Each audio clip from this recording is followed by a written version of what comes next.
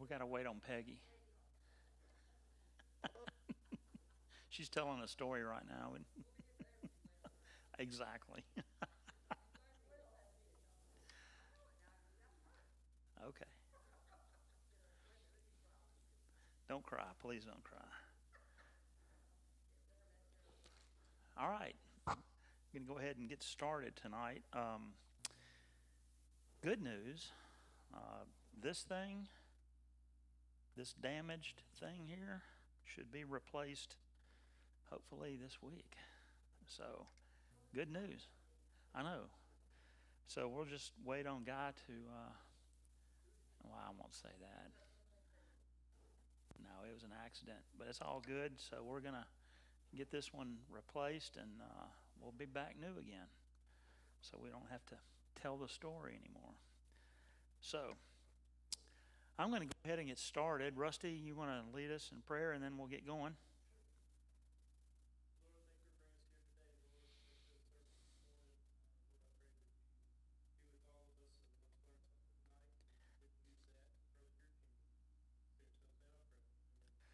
Amen. All right. Well, how do you follow this morning? Wasn't that good? Guy did a great job this morning and really hit home with me, but it was really good. So kudos to you, Guy. To him, yeah, but you delivered the message, so it was really good.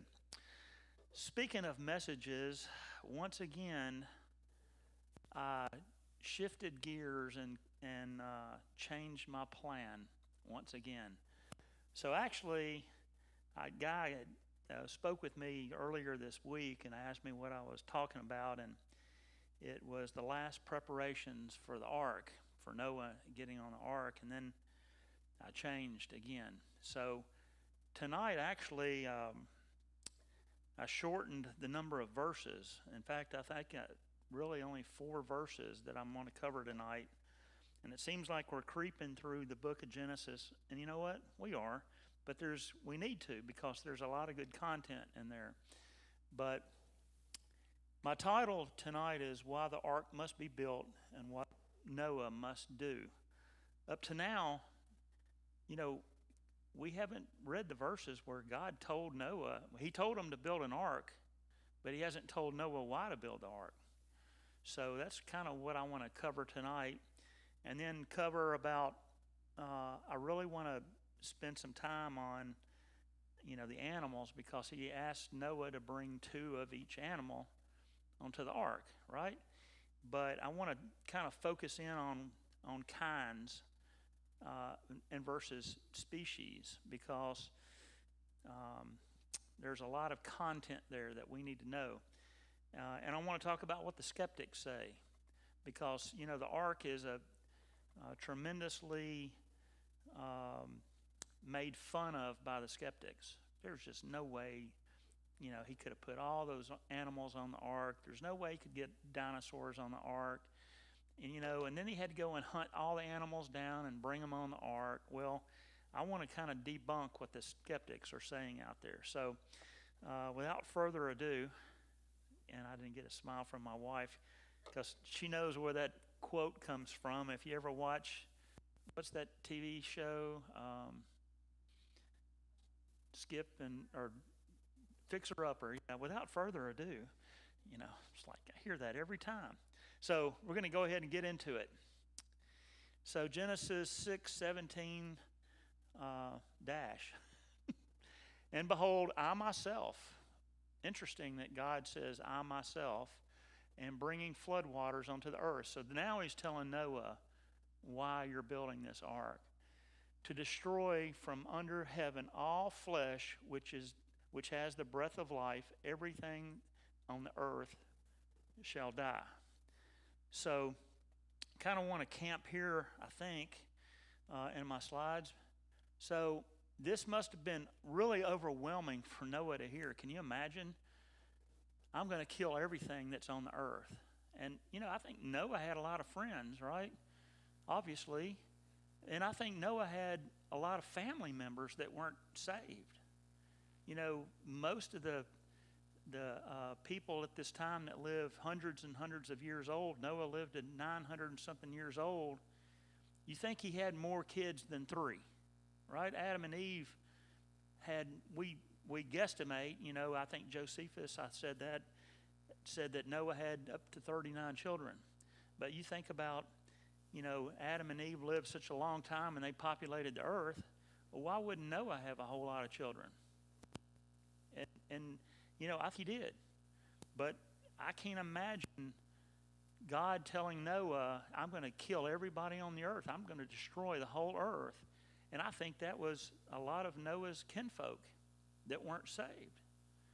And, I'm sure we aren't told, Methuselah, had a lot of kids. I'm sure he was the oldest person that lived. And, all these other patriarchs or earth, these people on earth at this time lived hundreds and hundreds of years. And we aren't really told about their children, but I'm sure there was a lot of family. But how devastating that was to hear that from God. Can you imagine? I can't. So God is going to judge mankind by destroying almost all people except the 8, right? The judgment will wreak havoc on the animals of the land as well. So, it's overwhelming for us to consider, after all the millennia years, all these hundreds and thousands of years later, God is planning to exercise his authority and Lord of all the universe by delivering justice against human sinfulness and violence. So even today, when we look back at that and go, wow, he's going to take care of business. And, from the skeptics, the unbelievers out there, what do they think? Man, God's going to destroy. What kind of a loving God is going to destroy all of earth? Think of all those poor animals. They didn't do anything wrong, but God's going to kill them all. How do you answer that? How do you answer that to a skeptic, an unbeliever? If they ask the question, hang on, isn't your God a loving God? And he destroyed the earth? How do you answer that? What's your response going to be? Well, you know what? He's going to destroy this earth too, a second time. It's coming, right? It's coming. Judgment's coming, but I said it last time I was here, God's not a fair God. He's a just God, and he is going to get justice, right? So I think that's how you answer that question. In fact, when we go back to Genesis and we read earlier in the chapter, what was on the minds of men? Evil all the time. All their thoughts were evil thoughts constantly. And God's not going to put up with it. He's going to draw the line in the sand. And here he is going to draw the line in the sand with the flood. But pretty depressing news for old Noah at this time. So, as the following verses will reveal, God will also demonstrate his grace by saving one human family and 2 of every animal that was created with life, and it will continue. So God is going to have grace on the planet, right? He's going to save 8 people out of what we think is billions of people at this time. But God will exercise his grace. Verse 18, but I will establish my covenant with you, and you shall go into the ark, you, your sons, your wife, and your wife's sons with you. So God is going to show them grace, but he's going to establish a covenant with Noah. So despite the dramatic judgment coming, God will make a covenant with Noah, and he and his family will be saved. God will also use Noah to save a remnant of each animal so the earth could be repopulated with people and animals after the flood. So what is a covenant? So, most people think, well, it's just a promise. It's a promise between God and man, or it could be man and man. In fact, in those times I read that a covenant, from one country taking over another country at that time, they created a covenant so that they wouldn't have to battle again. But it's more than just a promise. It's a term that is more than a simple contract or an agreement. It carries the idea of a pledge and a promise. So it's a really strong word for we're coming together and we're going to make this thing work. And it's just not, just a simple promise, because we make promises all the time that we don't keep. But a covenant is a binding deal between two people. And it's a binding deal between God and Noah. In fact, God's covenant with Noah required no stipulations. You ever think about that? So Noah didn't do anything. He didn't say, well, God, I'm going to do this if you do that. In fact, that's how we operate, right? We make a promise, Lim, I won't kick you around, but you promised come to my sessions every Sunday. It's just a promise. But here with Noah, God didn't require anything from Noah. He just made a covenant with Noah. So God freely enters into a relationship with his people, and that's us, the church, right? In fact, Guy talked about that this morning, that, the church is, the universal church, or that smaller church, that Red Banks Baptist Church, right? So we are God's people. We are that remnant now. So he wishes to know his own and to be known by men. So as God's covenant people, that's us, we owe our existence to God's mercy. In his mercy, he seeks to purify and redeem us. So he is showing mercy on Noah and his family. And, that's the promise. That's God's covenant with Noah, saying, you're going to build the ark. You're going to come on the board, the ark, and you will be saved, you and your family. So that is his covenant. Later on, he's going to have another covenant with Noah. Do you know what that one is? Pretty easy. The rainbow, right? So God is going to tell Noah again, strike another covenant with Noah, that he will never destroy the earth again, and that he will set his rainbow in the sky. So verse 19, and of every living thing of all flesh you shall bring 2 of every sort into the ark to keep them alive with you. They shall be male and female. So at this point, God is telling Noah, yeah, you're going to bring some animals, anything that has the breath of life, right? The nephesh, we talked about that way Sundays ago. So the nephesh is anything that has the breath of life. So that's us, the animals. That's not the plants. That's not the insects. It's the animals or the people, the things with the breath of life. All right? Do you think Noah brought some insects on the ark? I believe, because, there are some insects like butterflies that are pretty delicate, that they get pounded to death, no pun intended. But I think there are some insects on the ark. I mean, that's a question I've been asked before. What about the insects? Well, it doesn't say. It says the breath of life of all the animals, take 2 of. It really doesn't talk about the insects, but you just have to kind of think that he did bring some on the ark. Don't know for sure. One day we'll know.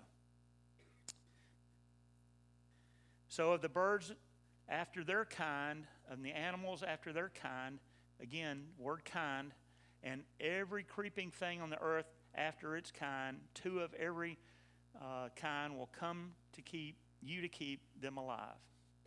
So this is God's command to Noah. Here, God gives Noah a truly remarkable command. Bring a pair of every kind of animal on the ark. For those in the modern era, particularly those in the West, that's us. We may be so familiar with the story that the enormity of this command doesn't affect us, and yet it must have sounded daunting to Noah. So at this point, Noah, he's learning, or God's telling him to bring all these animals to the ark. But he doesn't know at this point, that God is going to bring them to the ark for him, right? It hasn't said that. So I'm sure Noah's sitting back going, holy cow, I just built this humongous ship, this big ark, and now I've got to go out and find all these animals? Really, God? I mean, come on. As somebody said, come on, man. You know the thing. That's kind of a joke if you know what I'm talking about. But that's pretty daunting to Noah at this point. You know, for us, though, we hear this story. In fact, I don't even like to use the word story, because story has really a kind of a bad connotation when you're talking about Bible stories. You know, when we say a Bible story, what's the connotation there? It's just a made-up thing, right? And I think we need to kind of get away from using that word, kind of like Guy says, you know, this is his church, not our church. I think the same kind of thing here. We need to get away from using that word story, because when we say that, the skeptics, the non-Christian, the unbelievers are going to go, yeah, it's just another story. It's like the three bears, right? It's just a story. And, you know, because when you read Bible stories, they are very, what's the word I'm looking at, or for? God's involved. You know, in the story, in just a plain story, there's no God involved in a plain story. But when we're talking about Bible stories, God's involved, right? You know, when you look at Shadrach, Meshach, and Abednego in the lion's den, and then you see a fourth person in there, who is that fourth person? Right? It was, some people say, the incarnate Christ in there, but you know, that's a great Bible story, but it involves God.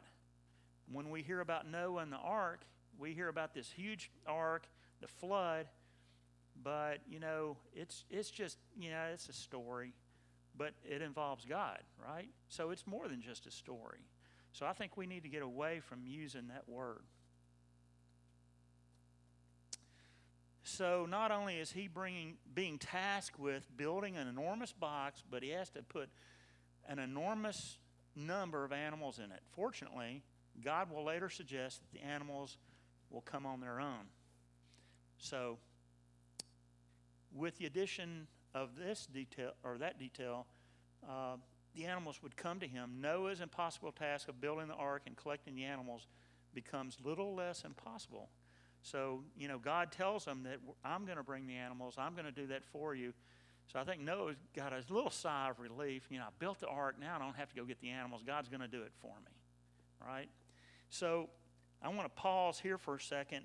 And that's one of the things that you got to remember, is that God brought the animals. Noah didn't have to go and get them. The skeptics are going to go, how did Noah do all that? How did he go to Australia and get the kangaroos? I mean, come on. How did that happen? How did he go up there and get all those birds? Did he go out and pluck them out of the nest? No, God did it for him, right? So always keep that in mind if you're talking to somebody that's an unbeliever or a skeptic about it. God did that. Noah didn't have to do that. We all know this, but always keep this in mind, that God is the one that, this is a miracle, by the way. You know, God brought all the animals to Noah. In fact, I'm going to quiz you real quick. Just see if you're paying attention. How many animals of each kind did Moses bring on the ark? Okay, you're listening. All right. It wasn't Moses, right? It was Noah. All right, just making sure. So God would exercise his supernatural authority over the animals to direct specific pairs to come to the ark and be saved from the flood. That's a very important statement here. Very, very important. You know, people say that, you know, the skeptics about how could, you know, here's this brontosaurus, this humongous dinosaur. How did he fit that thing through the door? And how did he get him on the ark?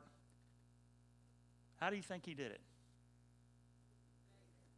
He took younger ones, right? Why would he take younger ones? Less food. What else?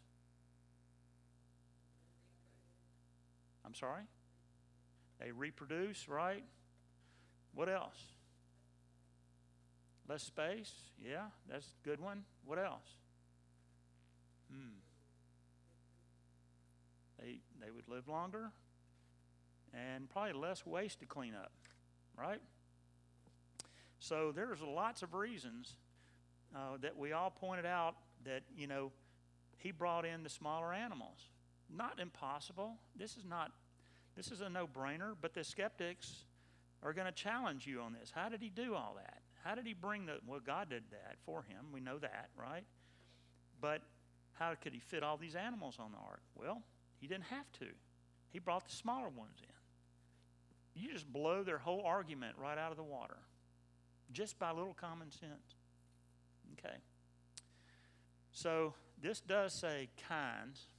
So I want to talk about kinds because when we're talking about kinds, and I'm going to compare this to the word species here in a little bit. All right? This is another one the skeptics really throw out at you. So kinds. The Bible uses the term kind. The first Bible's or word or first usage of the word Hebrew, mem, is found in Genesis, where God creates plants and animals according to their kinds. If you remember way back when we talked about day 3, when he created the plants, right? He created them after their what? Their kinds. That's a very important word. When he created the animals on day 6, after their kind. When he created the birds on day 5, after their kinds. Very, very important that the word kind is used there. And I'm going to take kind and kind of plug it into taxonomy, which is the scientific way to look at different animals. Okay? So just hang on. We're going to talk about kinds for a little bit. So, and God instructs Noah to take 2 of every kind of land-dwelling, air-breathing animal to the ark, and also in God's command for the animals to reproduce after the flood. So a plain reading of the text infers that plants and animals were created to reproduce within the boundaries of their kind. So what I mean by that is dogs mate with dogs, and they have what? They have dogs, right? Apple trees they pollinate and with another apple tree, and then what do they produce? Apples, right? So within the boundaries of that, man can take certain things, certain dogs, and reproduce other kind of dogs, right? So they can take a long-haired dog and a short-haired dog and make a bulldog. Or they can take, this kind of dog and that kind of dog and make a collie. So we can take different dogs, breed them together to make a new species of dog. But the kind it's a dog, right?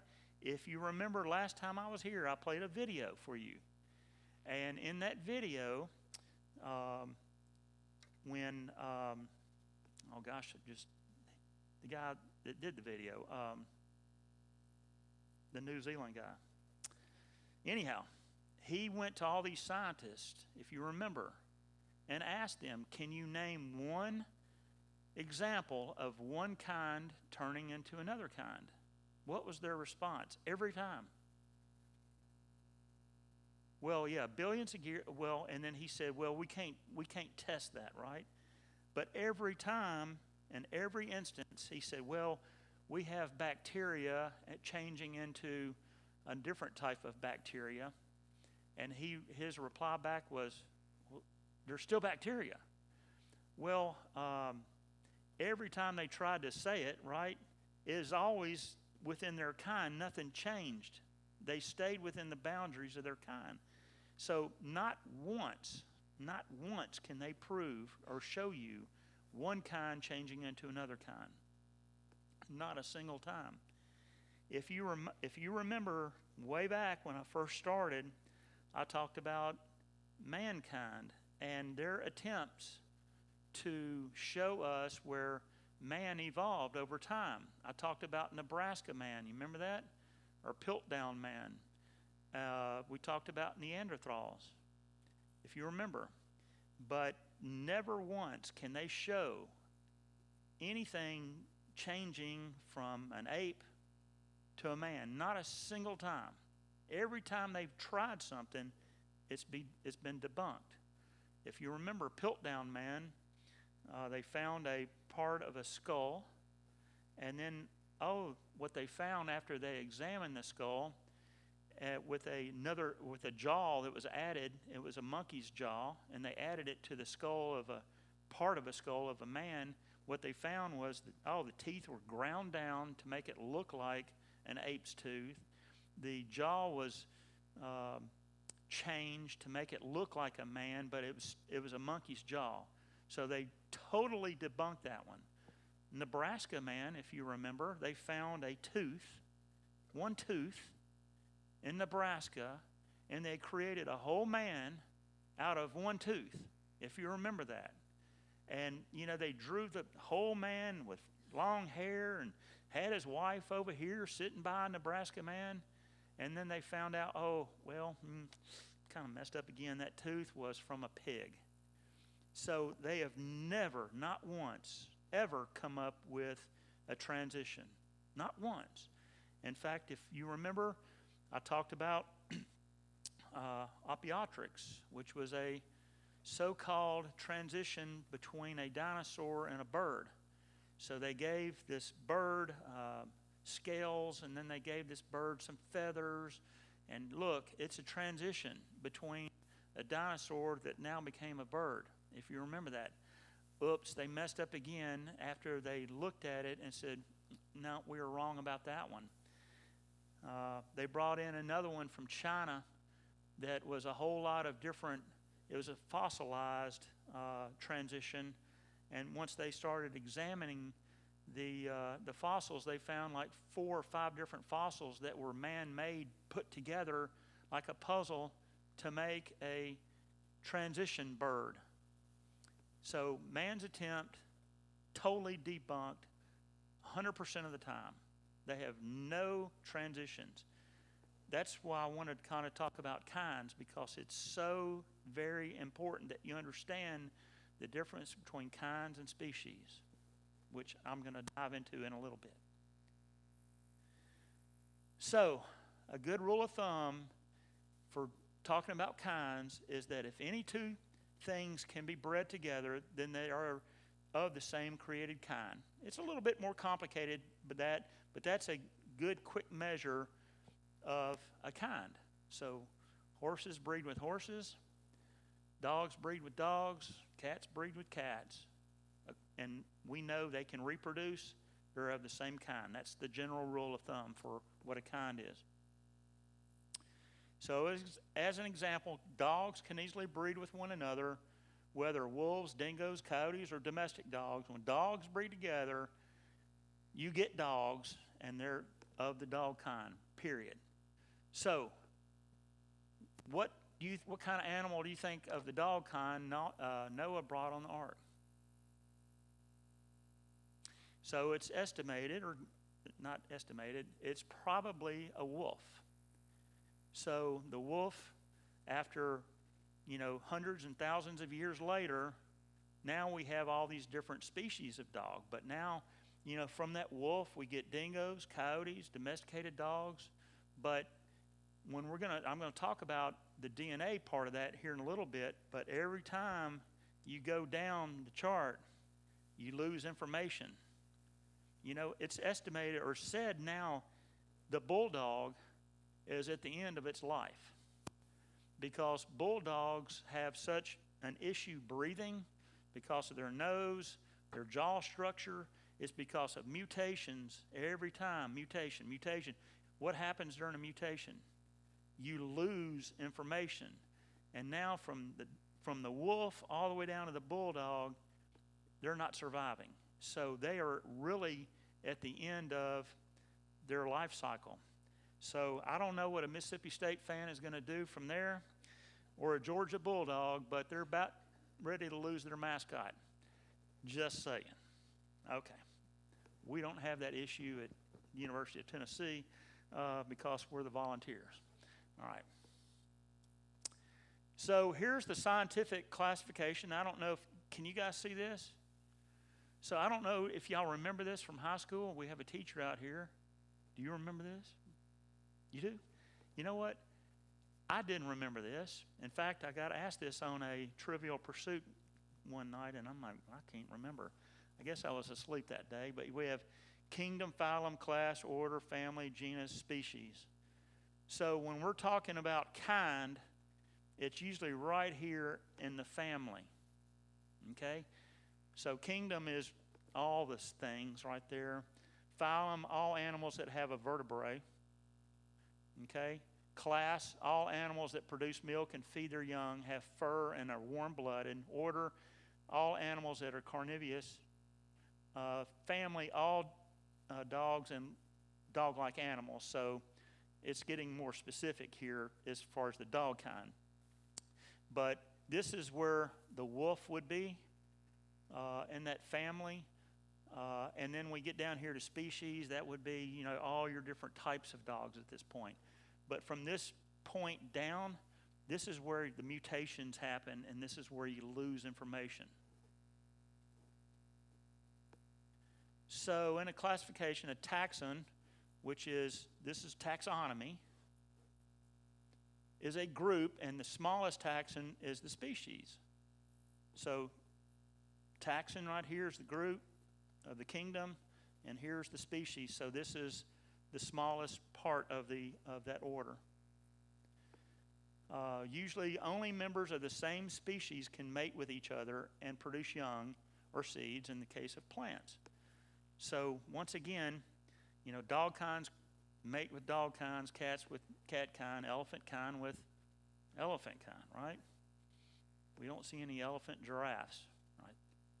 But we do see zebras and dogs, or zebras and horses mate. In fact, the donkey, the mule, those are all what? Of the horse kind, right? So because of they're the horse kind, we can get a zonkey. In fact, they have that at the Creation Museum, or the Ark, I believe. But they have all different types of animals that have been crossbred within their kind.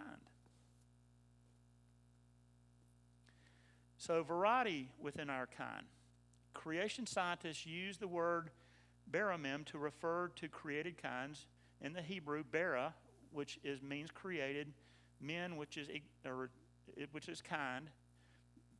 Because none of the original ancestors survive today, the creationists have been trying to figure out what descendants belong to each baramim in their varied forms. So we don't have the originals anymore because over time they've died out or been hunted out or been killed by other animals. So we have just the mutated kinds that we see today, is what I'm saying. So I said they all start at the family level. So of the class system here. So I'm not going to read that slide again. So some organisms don't look alike, but are still members of the same species. In fact, domesticated dogs can be small as a Chihuahua or large as a Great Dane. Human experiments in breeding dogs have given us more than 100 varieties.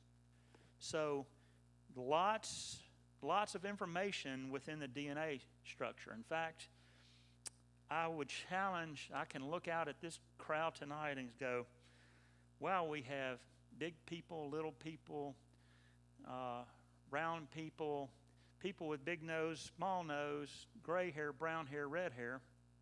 Had to throw that one in. But we have all types of variety within the species, or no hair. So we have lots of variety within the species, right? So God has given us that. So when you really think about the variety that we have, that what God has done, can you imagine the mind of God? I mean, when you look at, the insect world and just see some of the beauty of some insects. You look at a butterfly and the different colors. You look at birds, the different colors of birds, and big beak, small beaks. No, You look at all the variety God did. What kind of a mind, what kind of a creator did this? It's just overwhelming. It's overwhelming to think about it in that perspective. So, I'm going to bypass that. So what's the big deal? Kind, species, who cares? I mean, what's the big deal here? Why am I spending any time talking about dog kinds, cat kinds? What's the big deal? What is it? Evolution, right? But not only that, here's the big deal. Well, it's a huge deal, all right? Because what did God say to take of on the ark? Kinds. Did he say species or I want you to take, 18 monkeys on there because there's a whole bunch of monkey kind? No. He said take 2 of every kind, right? That's the big deal. And the skeptics are going to go, hang on a minute. How could God fit, there's right at 2 million different species that we know of today. Come on. Noah put all those on the ark? Really? Come on. First of all, how did he gather all these species? No possible way. With the day, he had to live a lot longer than he was to gather them. But remember, God brought it all in. Secondly, he didn't gather the species. He gathered what? The kinds, right? So you got to be able or equipped to argue with that. So how many species are there in the world today? This is an older one, but skeptics often assert that there are millions of species in the world, far more than the number that they could fit on the ark. So that's what they're arguing. So according to estimates published in 2014, there are about 1.8 million documented species of organisms in the world. That's in 2014. But they're always adding and adding and adding because they're always finding more and more species. In fact, consider that 98% of these species are fish. Did he bring the fish on the ark? So we can take their argument, kind of turn it against them right here.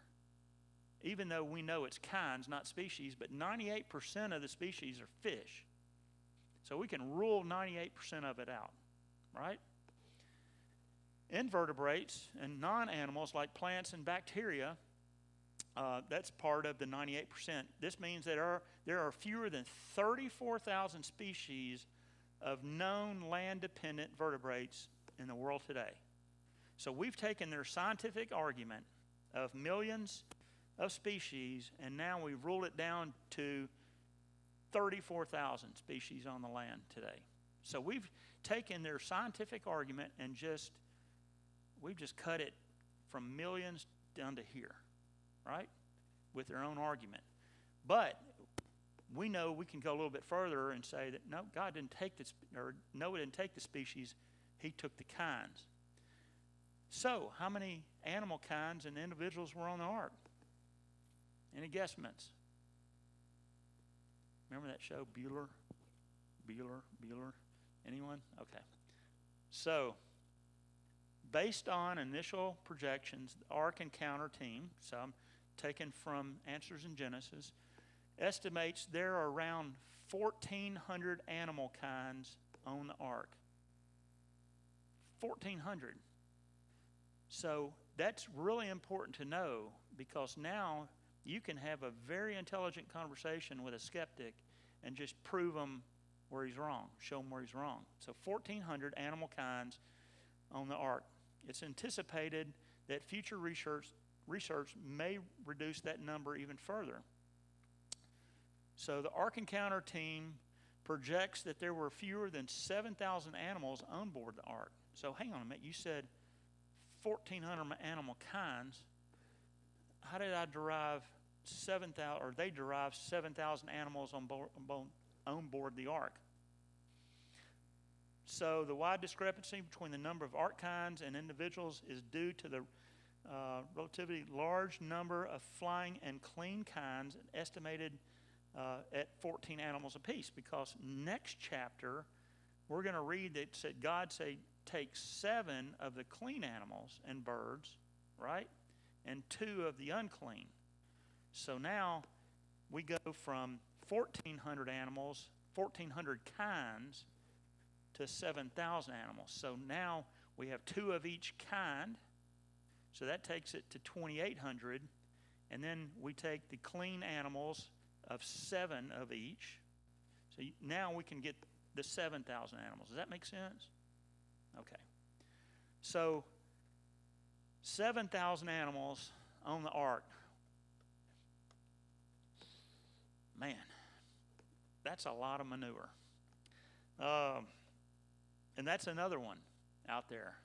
So how did Noah take care of all these animals on the ark? 7,000 of them. Now, how long was he on the ark, by the way? About a year, right? That's a lot of work. That's a lot of food, isn't it? Because God told Noah to go and gather the food for the animals and the food for you. So, and how come those animals, well, how come they weren't eating each other?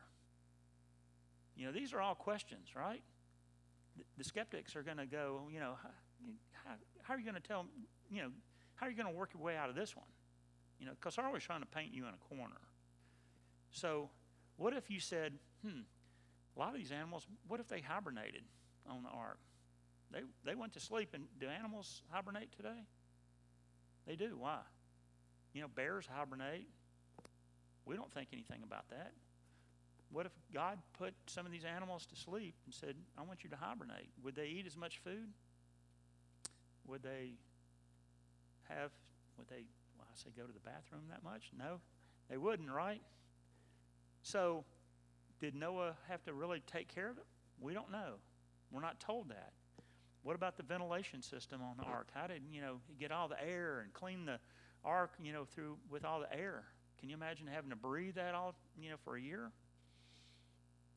It's pretty daunting when you think about that. But maybe God put them to sleep and hibernated. We don't know. But you remember of that 1,400 kinds, how many of those were frogs, lizards, toads? They don't take a whole lot of care, do they? Salamanders. So, when we think about all the animal kinds, we think about dinosaurs and tigers and lions and, but there's one. They're of the same kind, right? Tigers and lions, they're the cat kind. But when you think about elephants and all these big animals that he had to take care of, well, not really. Most of the animals were smaller than a small dog. So now it becomes a lot easier, not to say that Noah and his family didn't have a hard job, they did, but now you can kind of talk your way out of it with the skeptic, because they're just going to throw a generalized question at you, and you need to be able to answer them with a rational answer. That's what I'm trying to do with you right now, is give a rational answer. So look at it. So here's kind of a breakdown of the different kinds. Am I still on? So amphibians, 54 different kinds. Not very big, right? Reptiles, 219 kinds, small. Non-mammalian, centipedes, 78 kinds. Mammals, 332 kinds. Birds, 89.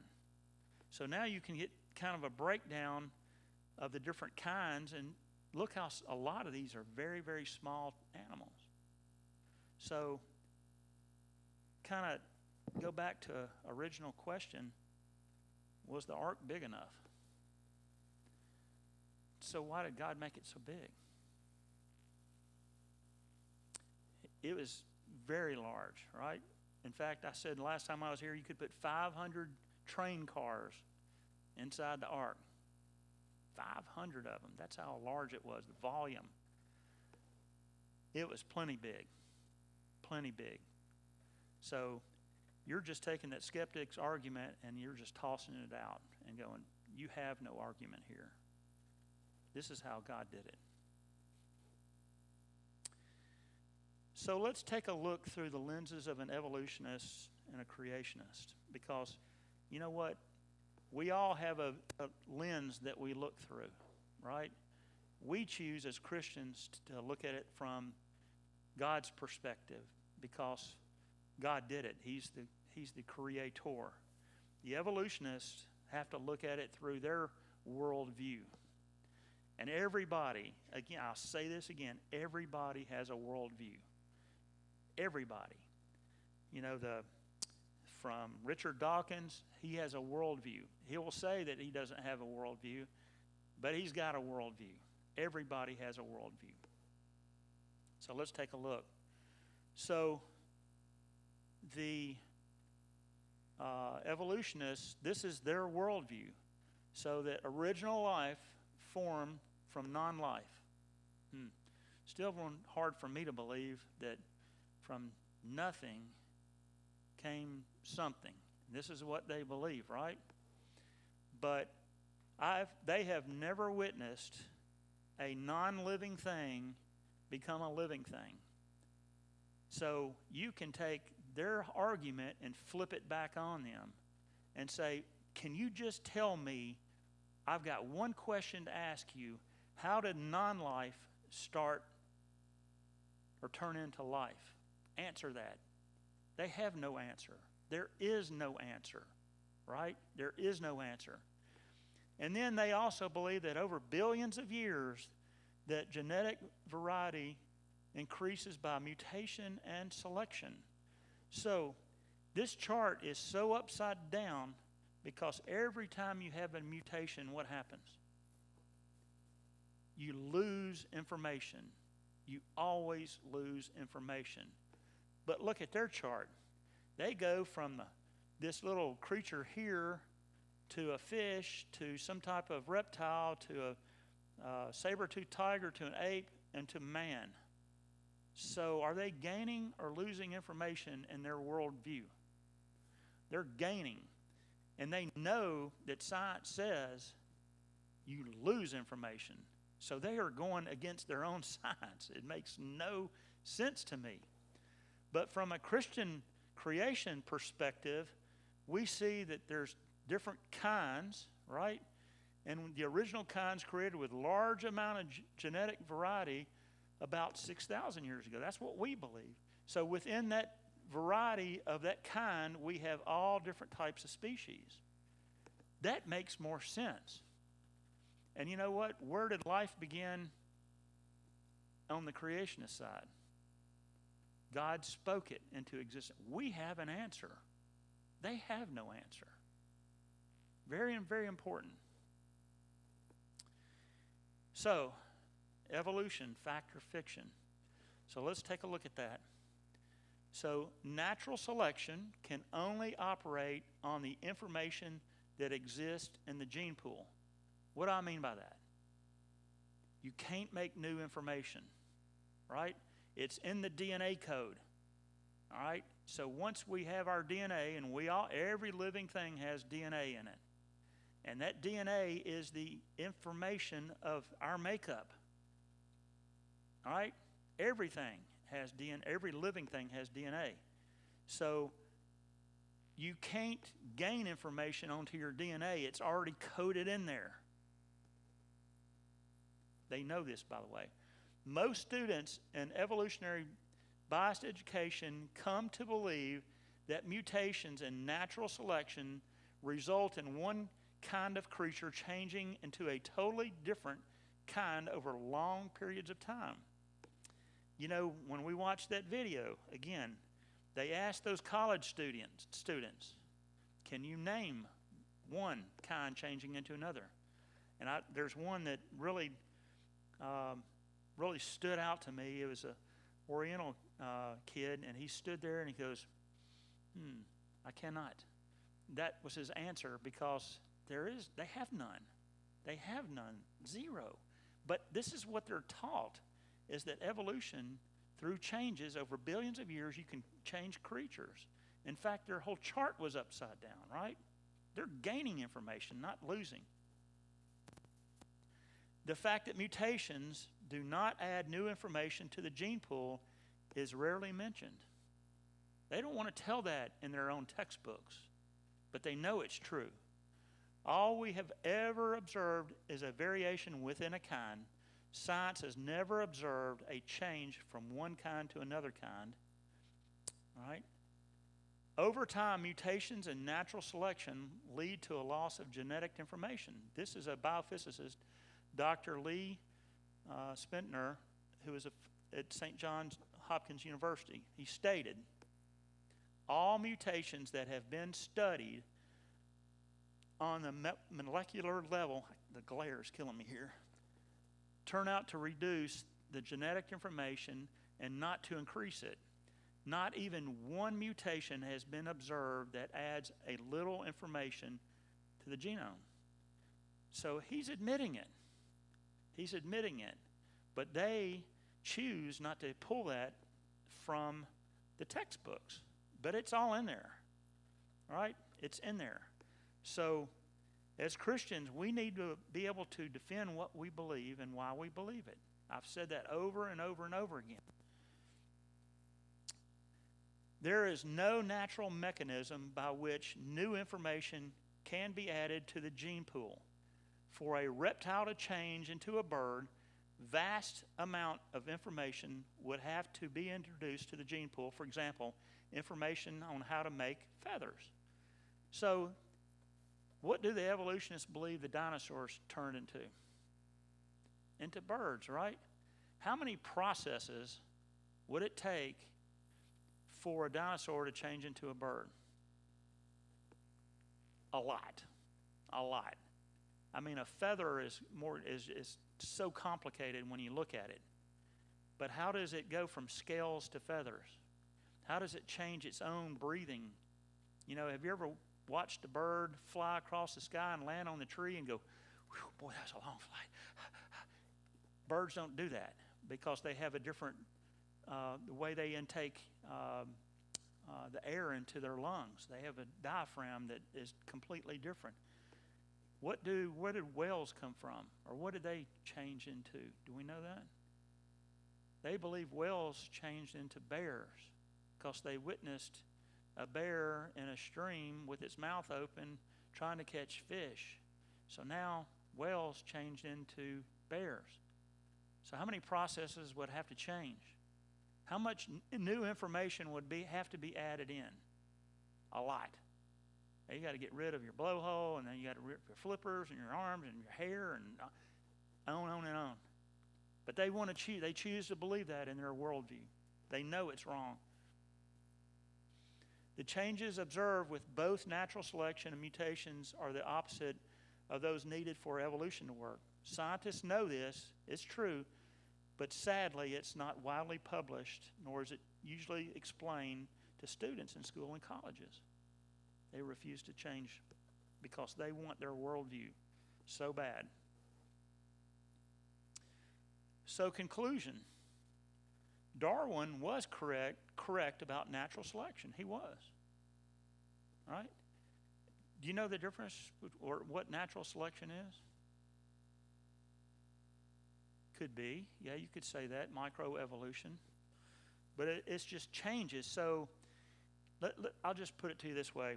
If a short-haired dog went up to the Arctic and a long-haired dog went up to the Arctic, which one would survive?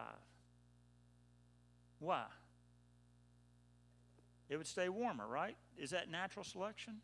Yeah.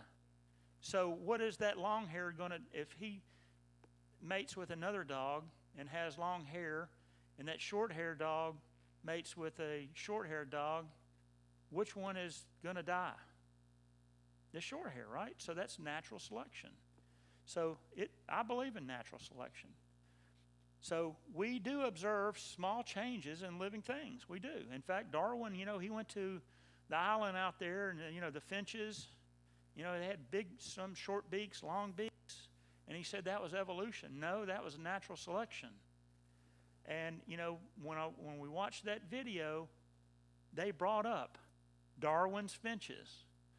But at the end of the day, they were still what? They were still finches, right? So no change of kind is just different species within the kind. So, however, to that statement about Darwin, However, now that we understand more about genetics and biochemistry, we know that the process of natural selection and mutation can never form new kinds of animals and plants. We know that. They can only cause more diversity and varieties within the same kind. Dogs always produce dogs, cats produce cats, elephants reproduce elephants, apes reproduce apes, and humans have always reproduced humans, period, in the conversation. We can prove that. They can't prove their position at all. They have no evidence. We have all the evidence. So, the last verse of this chapter, and I'm going to end here. This one, in day 4, when God created the sun, moon, and the stars, I said one of my favorite verses in the Bible is, and He made the stars also.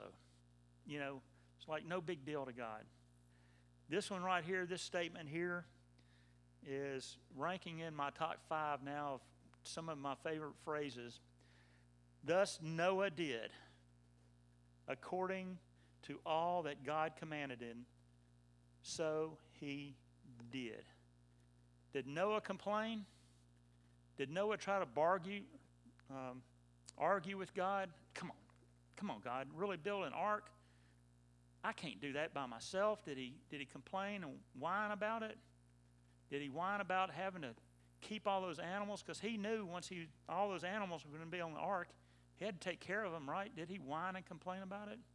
We never read that about Noah, do we? So he did. So everything God told him to do, he did. And I think, that's a good lesson for us, because there are things that He wants us to do, and what is our response? We try to argue with God. Now, God, I'll get to that later on.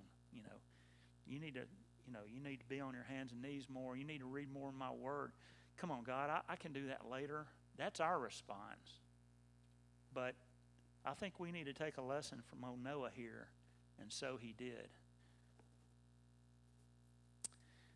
Thus Noah did. When given this staggering job to do, Noah did it.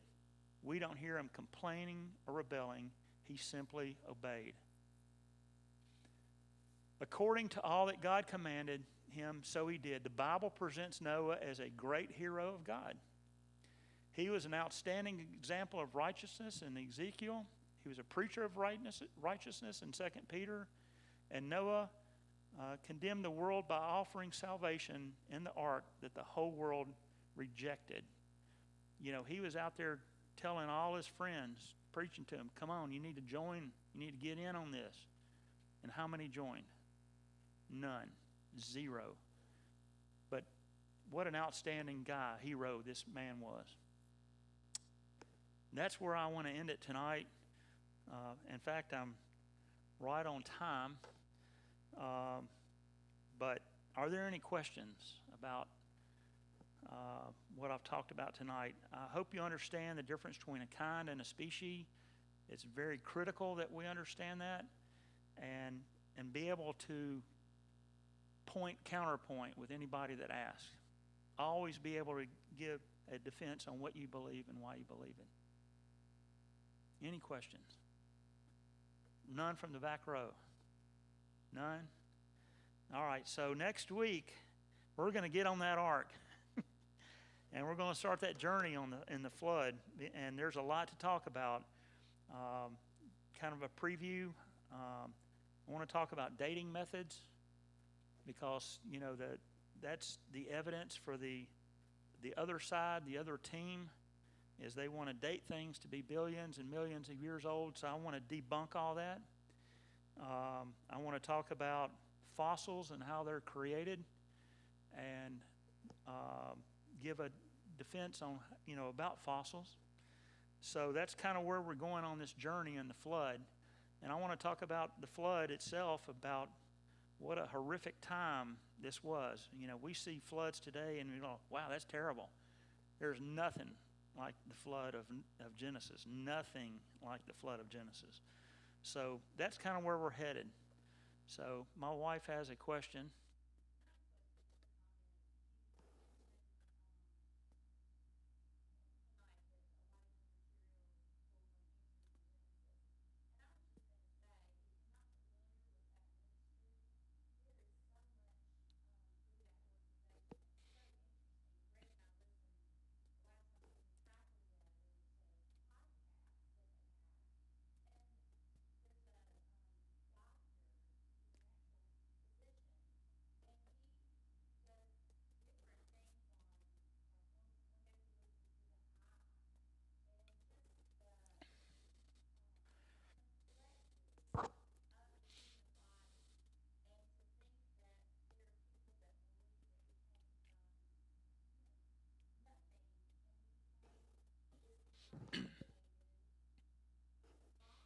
Yeah,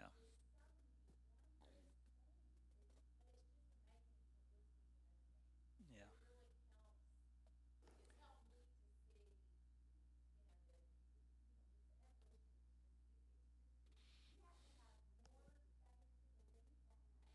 yes, you do. Yeah. Her reference is to the late Dr. David Minton. If you want to YouTube him, do it because he talks about the human ear, the bones, your skin, childbirth. He's an amazing speaker. So it's Dr. David Minton, Menton.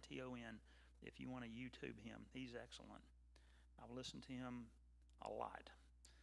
But I do pull some material through AIG, not all of it, but there that is a good reference. Any comments, questions? Okay. If not, I'll lead us out and we can go home. So, Lord, thank you for tonight. Just thank you for today. And I just thank you for your word that it's true today, that it's true tomorrow. And Lord, just be with us this week. Just guide and direct us in all we do. Keep us safe. And Lord, I just pray that we'll be prepared to always be able to give an answer with the hope that lives within us. In Jesus' name, amen.